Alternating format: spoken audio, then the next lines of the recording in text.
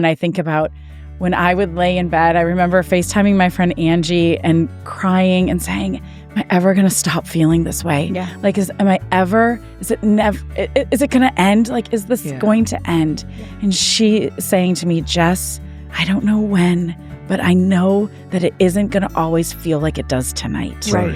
And that's true. I am happier than I've ever been in my entire life right now. Right? And sometimes there are things that still choke me up.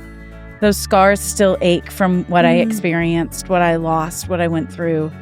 And both of those things can be true. Two opposing things can be true. Let's not have people think that, look, every single day of every moment, you're going to be aching over this. You're not. Not if it's resolved. Right. But it doesn't mean it didn't happen. It doesn't mean that you won't. Sometimes I tear up about Mark now. It is what it is. But you got to make sure you're doing everything that is going to aid you to get healthy. Yes. And here's the thing to remember. If I'm healthy and that scar comes up, I can experience that moment fine. If I'm still limping and that scar comes up, then I'm not done yet. This is when I go to my counselor. I started seeing her when I was 33. I'm 45 now. And she said pretty early, she said, have you ever grieved that you were never a wife or a mom in your 20s? And I was like, no, I just keep rolling. What am I going to do? Cry about that? She's like, yeah, literally, I want you to cry about that. That's exactly what I want. And so there are times where in my grief, when I'm dealing with where I am now, it is, have I even slowed down to grieve that? I should probably grieve that. I should probably ask my paying counselor. attention to your body, right? Like we talked about earlier. That's exactly right. Yeah.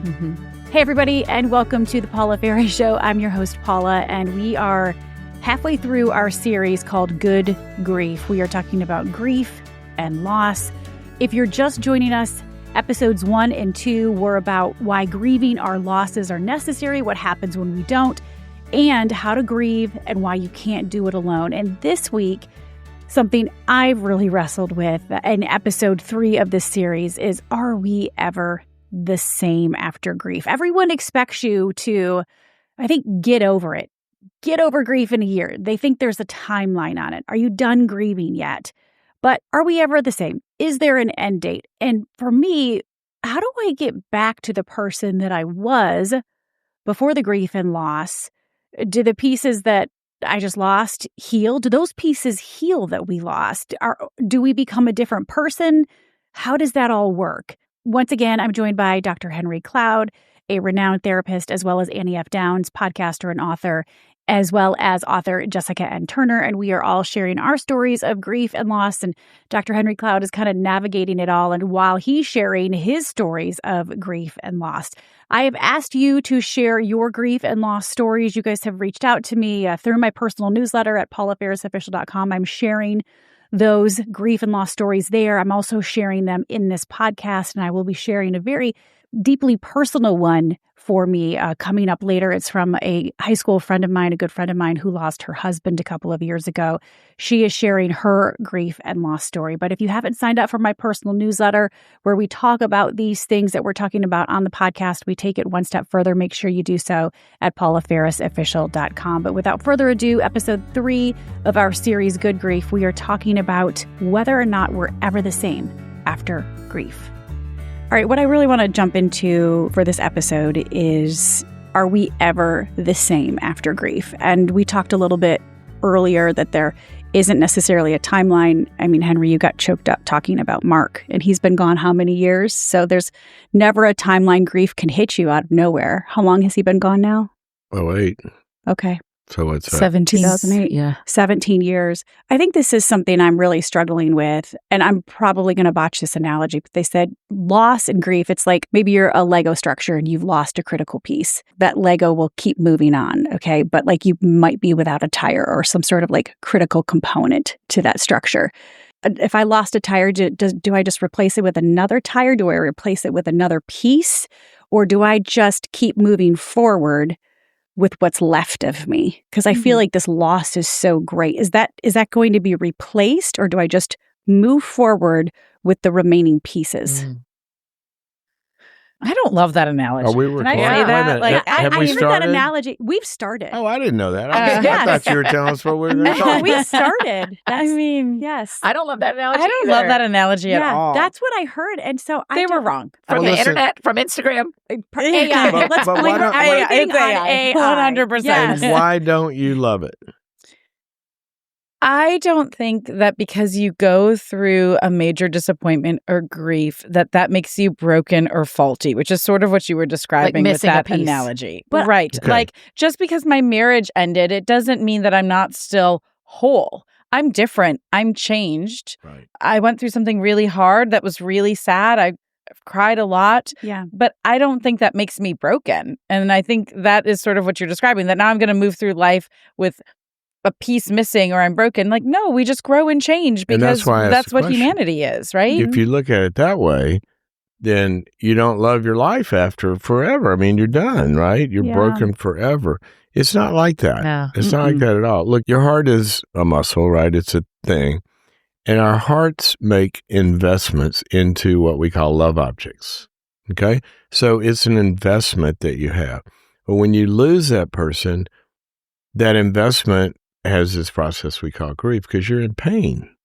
There's a longing, there's a wanting, there's still that part of you. Well, what happens is as you go through it and that begins to heal, then your heart begins to get into a place where it can reinvest. And so what happens is you reinvest that part of your heart into another object or objects, whatever, and that can be as equally, filling and fulfilling. But now you've also got the memories of everything our heart has ever been invested in. And what is important to understand about grief is you don't lose the object, you change your relationship with the object. So in grief, you've got a painful longing, protest, anger, all of this. And that's my relationship with this person who's gone. As we process it, then our relationship with that person changes. Now it becomes gratitude and appreciation. Remember when Mom and I did this? And those memories are still in your heart and they nourish you instead of hurt you. Because what's important is my valence, my relationship to the person I've lost has changed. So we are all a repository. Right. But it's not going to always be positive, right? That what you're describing is a very loving thing. But sometimes our grief might be over a job or a financial situation or someone that has really wounded us, and we aren't going to have these like loving Yeah, things, I saw an ex right? get engaged Like, a week ago, and I was like, ugh. I mean, like, I didn't have Right. this, like, I just went like, ugh. I've Yeah. grieved it. He still Certainly. exists, but ugh. Certainly, but It still let's affects you. even take a horribly negative thing, okay? Somebody has PTSD because they've gone through war or abuse or whatever. When you're still in the process of that, that is a painful relationship with that. But we all know abuse victims who have worked through it. That will never be something, oh, I'm glad that happened. Sure. But their relationship to it has changed. And now they are able to, even though it'll never be, I love that I was abused, but now that's turned into understanding and wisdom. And some of them find a life purpose to be a healer of abuse victims. So no, it's not. It doesn't mean, oh, I appreciate that. But it means the way I am connected to that experience has changed because of the grief work I did. Yeah. You'll never be, gosh, I'm glad I lost my mom early. Mm-hmm. But I lost my mom early. Gosh, I learned a lot. I miss her. I wish she were still here. But it doesn't have the stabbing and the pain and all of that forever. That's what changes. I Yeah. just feel like I've lost such a piece of myself, though. Like when my dad died, it felt like my tectonic plates shifted. When my mom died, I felt like I physiologically just lost such a huge part of You who did. I am. Dr. Arthur Brooks, who's a Harvard professor of happiness, but he's a behavioral scientist. He's like, we are connected to our family in neurobiological ways. Right. And so there's this deep connection when we lose a family member or when we're estranged from a family member, when That's we right. suffer that sort of loss. I just feel like this loss, is it going to be replaced? Is it going to heal over? Like, how do I get back to who I was? Or am I going to be different going forward? I don't know what to do with that hole. Well, And I don't know if is it going to heal? Mhm. Or am I just going to be different and this hole will still remain? Because I don't feel like the hole's ever going to I know you be don't. filled. That's because of, I think, where you are. That's because of where you And are. it's raw. Mhm. And it also feels disingenuous almost, like I don't want to just cover it up. No, you shouldn't cover it up. Right. You shouldn't cover it up. All right, you guys, you've been hearing me sing the praises of my Cozy Earth sheets for some time now. And I've got one question for you if you haven't purchased a set yet.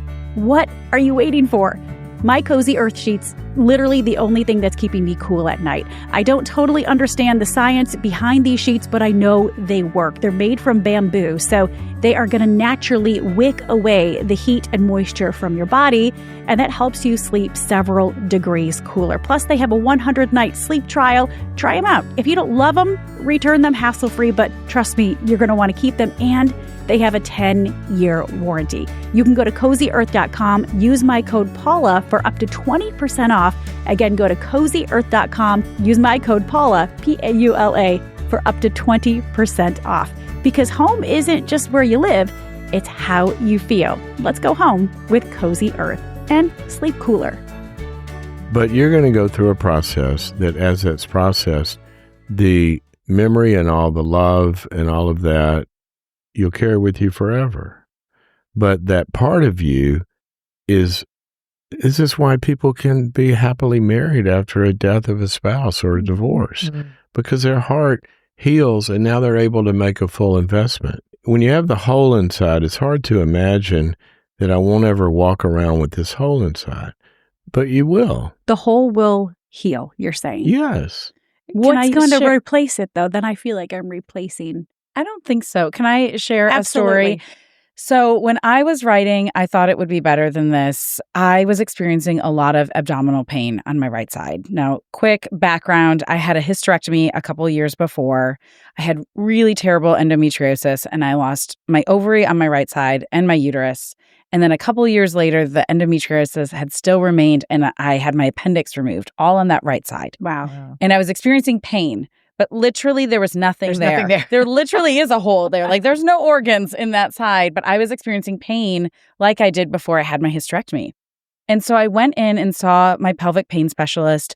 And she said, "Are you going through anything stressful right now?" I said, "Well, actually, writing this book, it talks about this really traumatic divorce that I went through."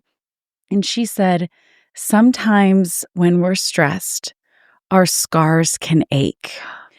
Wow. And I thought, wow, isn't that true of life? Literally, the thing has been removed, but sometimes, even though it's been healed, I have scars that I could show you. Quite literally healed. Quite Yeah. literally Yeah. healed. The thing that was causing me so much pain that I had to have organs removed is gone.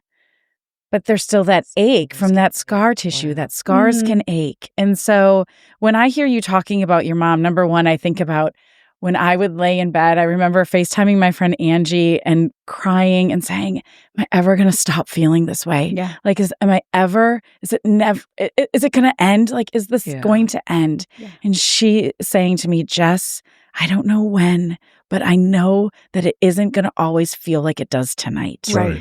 And that's true. I am happier than I've ever been in my entire life right now. Right. And sometimes there are things that still choke me up. Those scars still ache from what I experienced, what I lost, what I went through. And both of those things can be true. Two opposing things can be true.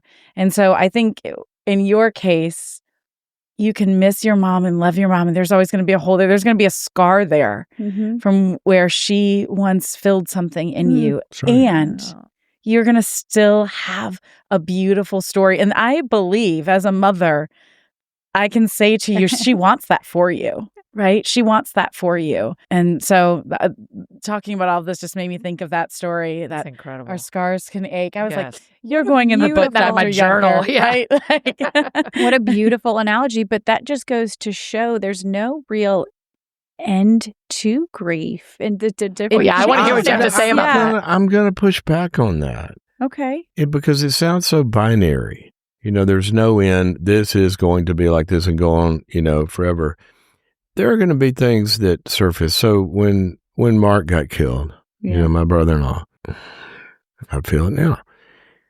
Every Memorial Day, Sarah, his wife, my sister-in-law, we text, and she'll post something of Mark. 5 years after he died, she remarried, has an incredible, wonderful life now. Mm-hmm. But that doesn't mean every Memorial Day she's not going to remember Mark. Mm-hmm. But it's not ruining her life anymore. She has an incredible life. So it's not as binary. I'll never think about them. I'll never feel anything again, this, that, and the other. But it's not to say you'll be the Lego with the missing piece and limp through life. It's just not. And when, one of my biggest losses, I wrote a book called Why I Believe, and it's about my faith and kind of the journey. And the big beginning of the journey was a major, major loss that I had, because I had been a competitive golfer my whole life, was recruited to play in college, had a hand injury, couldn't play, I was playing poorly. Finally, after 2 years of fighting, I had to quit. My life ended. It was awful. What happened later through that process, I found out, actually through the process, gosh, this, talking about depression and loss and all this kind of stuff. And I started reading about it. And then I get into all the psychology stuff. And I invested in a new purpose, like somebody invests in a second marriage or whatever. And I don't walk through life crying about loss of, gosh, I never really got to try it, It's a memory. Mm-hmm. And I learned from it, but your life is not over when this happens. And I really want to say that to people. It's not over, and it won't always be like this, to your point. Is it the vernacular? It's going to be different. It's is it the language. Right. Yeah. Like it's, I think what you're saying is that what we call grief, how you define grief you don't stay in grief, but there's still some pain or sadness or longing that happens, but you wouldn't call that grief. Is that what I'm hearing you say? I don't. Like when you tear up When I tear over up, your brother-in-law, you're not feeling grief. You're feeling Like, are you sadness, still grieving? longing. Like, are you still grieving Mark? It's been since 2008. there's probably a piece in which I still am. And part of that is to really get into the reality of it. Part of it was because I couldn't process it in the beginning. And I mean, in the very beginning, I was literally going to a stage, speaking at this big event, going to a stage, my cell phone rings. It's my wife. She said, Mark was killed. As I'm going to speak. Wow. I was in shock. I didn't know what to do. I said, I got to call you back, because I had to go out there, and I just somehow forced it over here. Yeah. And I gave the talk, and there was something about that literal forcing it over here that I think made it a lot worse. Mm-hmm. Wow. And I remember for months, maybe a month or two, because I was dealing with all the stuff we had to do in the real life, I would lay my head on the pillow and start to drift off. And I'd go like, It just scared me. no, I'm serious. Well, it scared me too. It scared me, yeah. It would flood in. Like that. And it was because, in part, that process wasn't able to, even initially. If you had to do it again, would you do it differently when you got the call? For my sake, yeah, Yeah. probably. I mean, in That's that important to moment, hear, because all three of us get on stages. I would say no. Yeah. I mean, like, no, you got to do that. You got 20,000 people there. Right. Yeah. But he's saying it's such a long Right. effect on his body Yeah, that I'm I like, mean, okay, I this can- is good for me to hear, because Maybe. next time I get a call Maybe. right before I walk on a stage Right. that tells me something tragic, I'm going to go, well, Dr. Henry Cloud said that I will grieve this better if I tell y'all I just got a call. A similar thing happened to me. I landed in Houston and turned my phone on and had 70 texts. Oh, no. And a friend of mine's brother had died. Yeah. And but I had a speaking event. Yeah. And it was like, You well, got it all. we go. Now, it's a friend's brother. I mean, it was a friend here in town. It was not my family, but it was a very similar of like, do I just get back on the plane or Right. do I go and do my job? What do we do next? Mhm. And so that's really helpful for you to say, Well, there's a world where you don't go on stage. And there, And now I grief think of is that. impacting our jobs, Yeah. right? Like our day to day. Literally, as you say that, would you go back? And I can hear Mark. This is a Navy SEAL. Uh-huh. I can hear Mark go, "You puss, what's wrong with you? It's just, get on the stage, go to battle, go to." Right. That's what he would have said. Yeah. But in saying that, every Memorial Day you think of him. And I think of my Which dad is what often. Memorial Day is. Yeah. Right. And I think of my dad often. It's mainly in gratitude, and I talk to him daily. I still miss my TV life, which I never really. I don't know if I didn't grieve it correctly, but I didn't have any closure. I feel like there's always these reminders. So is it this long? Does grief end when I die? Or is it like? That's where I am. Like, is there going to be It's an end point? Because different. right now, I feel like think about my dad, it's gratitude. When I think about my mom, it's anger. When I still am reminded of the life I lost in New York City and, the glitz and glamour of TV news, it still feels like something was taken from me. Yep. I'm still reminded of that. So is there an end date?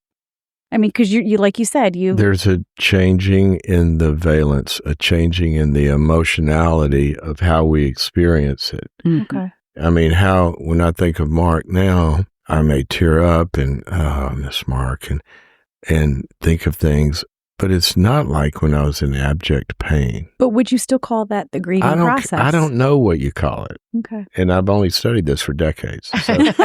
So you can call it whatever you want. Call it. It's an emotion. When I think of Mark, sometimes I laugh my butt off. Sometimes I go, "You are crazy." Sometimes I get sad. Who cares? It's you let be what is. And I don't think we have to label it and sometimes confine people when we put these, kind of you should, because that leads to a what is this? And just it is what it is. Now, but that gets into another factor, which has been termed, for probably since Freud. He wrote about bereavement and melancholy and depression, complicated bereavement, which means there are some relationships that are they're not conflictual. I mean, there may be things we don't like, but, we've lost somebody we love or whatever. But what if you had a conflicted relationship with that person? It's not as smooth and it's not as easy. When I heard you tell your story, you had loss. You also had betrayal. Yeah. I mean, for years, you were trusting somebody and they weren't who you thought they were, and you were investing in a different person than what actually was. When that other person comes out, now you've got two people to deal with in a way. It's very complicated. And so this smooth little path, if you have somebody you had conflict with, if you have somebody there's unresolved stuff with, that's got to be worked through. How do you work through that, though? The conflict, especially if it's somebody that you don't necessarily want in your life. Great therapy. And I say that as somebody who did have that story of, my ex-husband coming out, and there was a lot there because we still loved each other. It wasn't like a betrayal where there had been an affair or something like that, like we grappled with, do we do a mixed orientation marriage? Like, can we stay married? Like there was so much. And eventually we decided that the most loving thing to do for both of us was to divorce. And that was painful. And there were a lot of relationships that ended. We're not in relationship with his family at all anymore. And that was painful. And so I resonate with that idea of a complicated grief. But I think the most common question I have been asked over the years is like, aren't you mad? Why aren't you angry? Why aren't you angry? And I think that I moved quickly to just being sad that Matthew didn't feel safe to tell anyone for so long, and his story is his story to tell. But I think that it is so important to pay attention to what you need and how you need to heal and who you can trust as we've talked about in past episodes, and it won't not be like stay there. anybody And else. it's not, and it won't, no one else can speak into it. And you just don't want to stay there. Yeah. Like I wanted to, okay, this is what happened to me.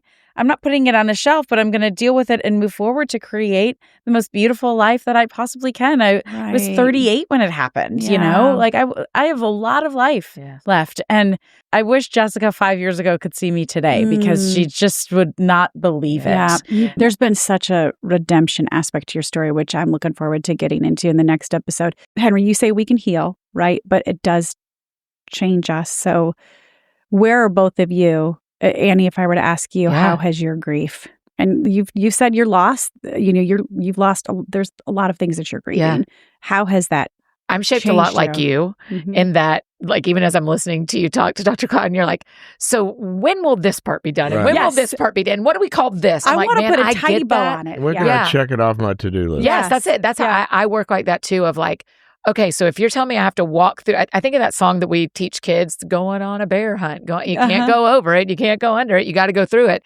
And I'm like, that is so simple to say to a 4-year-old. And then I'm 45 being like, can I go around this? Yes. Or can I go under this? I do not want to go through this. Right. But if I'm going to have to go through it, then Dr. Cloud, tell me the 8 steps I'm going to have to go through. Yes. Because then I can do it. You know what I would say? Give me a list, let me go. You know what I would say? If you said that to me? I would say, you're going to tell me what the steps are. Oh, wow.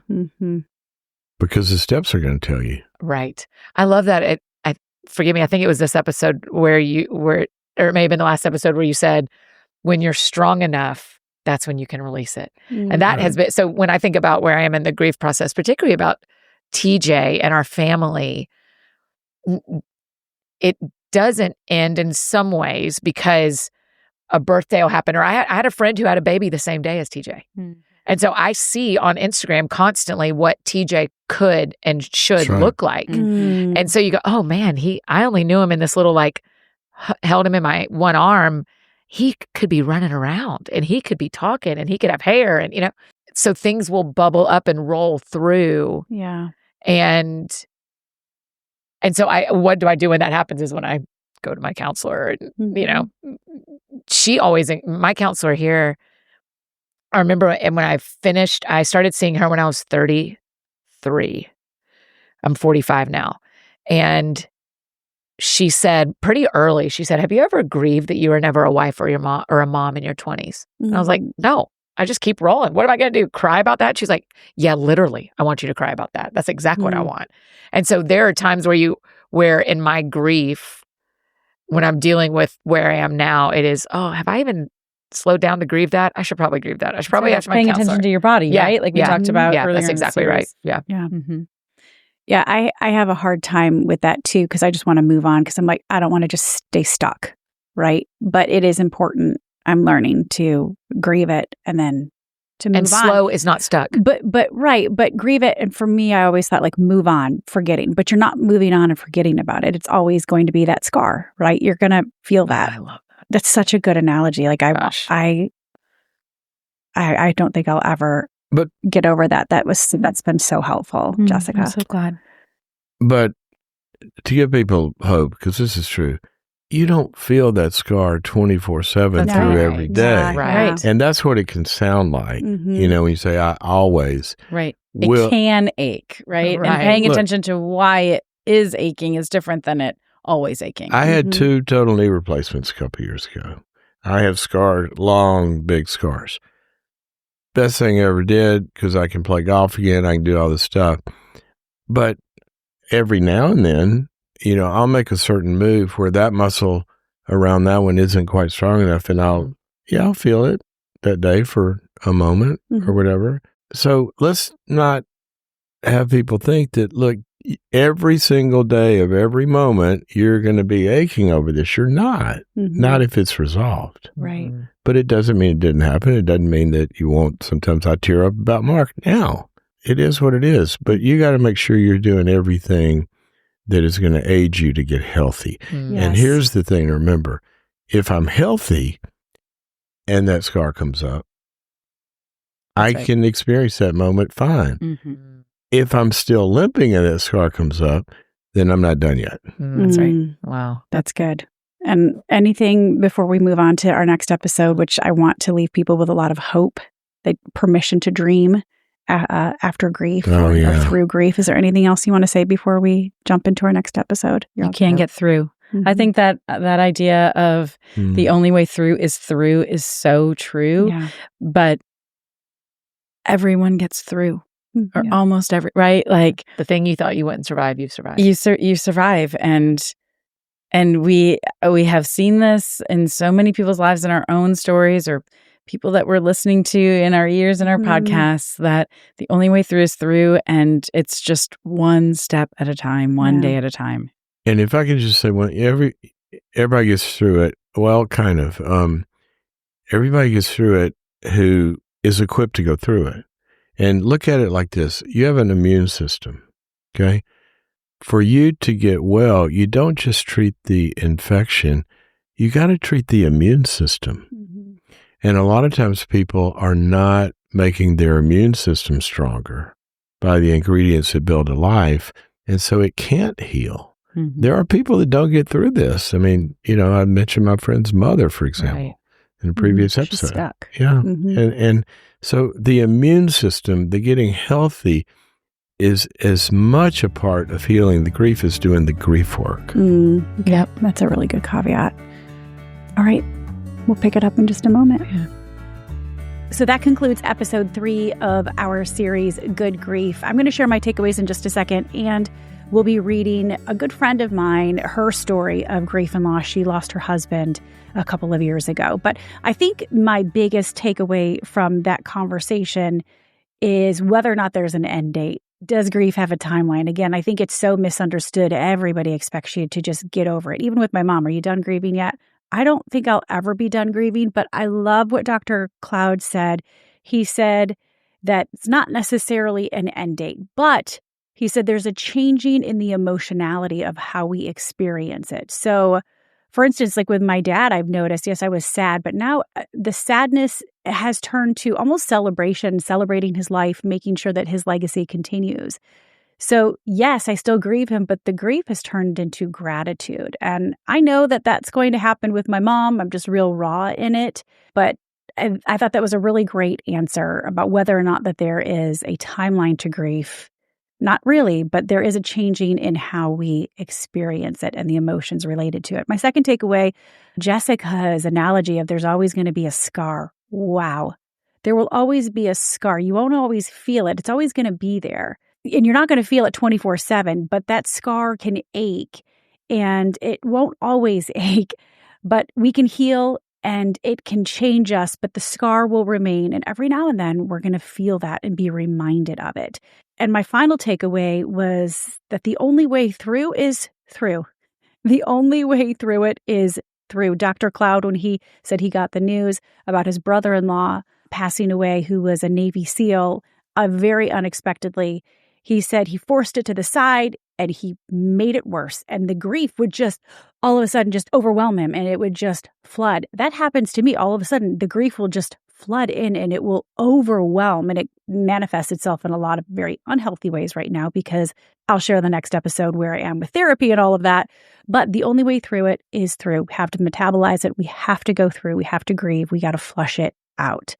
So it is now time to read your stories of grief and loss. And this one is very personal. It's my friend Katie. We've known each other since high school. It's a little bit longer, but I want to share this with you. Her husband, Zach, passed away in 2022.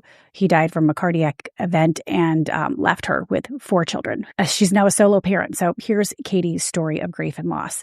She says, many people describe grief as love with nowhere to go. As I reflect on my grief journey for the last 3 years, I would say it's more like love redirected. I may not have that person to love directly, but I can honor his life by continuing to raise our children with the values and foundation that we grew up with. I can take on unknown and unfamiliar challenges even when I don't know how. I tried and continue to do this by prioritizing my 4 children, especially in the early months after losing Zach. I make every effort to attend all of the military ceremonies that honor Zach, Zach was in the military, by the way. His service, his leadership, his mentorship, his friendship, and I continue to work hard as I take up my newly defined role as a solo parent and primary provider for our family. Pouring into my kids and immersing myself into new roles and expectations provided a healthy redirect for some of my love, once reserved for Zach, that now had nowhere to go. My cup was and still is filled in many ways I had not expected but remain grateful for, even when simultaneously frustrated by some of those exact same things. You never get over the loss, but you can continue to do life while carrying that void. Some days the weight of that load is heavier than others, and it's always still part of me in everything I do, even 3 years later, and none of it is easy. One of the most profound lessons I've learned deeply through my grief journey is the both and of life rather than the either or.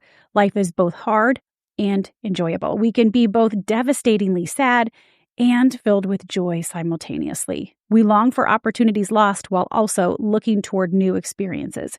We search for answers about why this may have happened while also accepting that it has and seeking to define what now.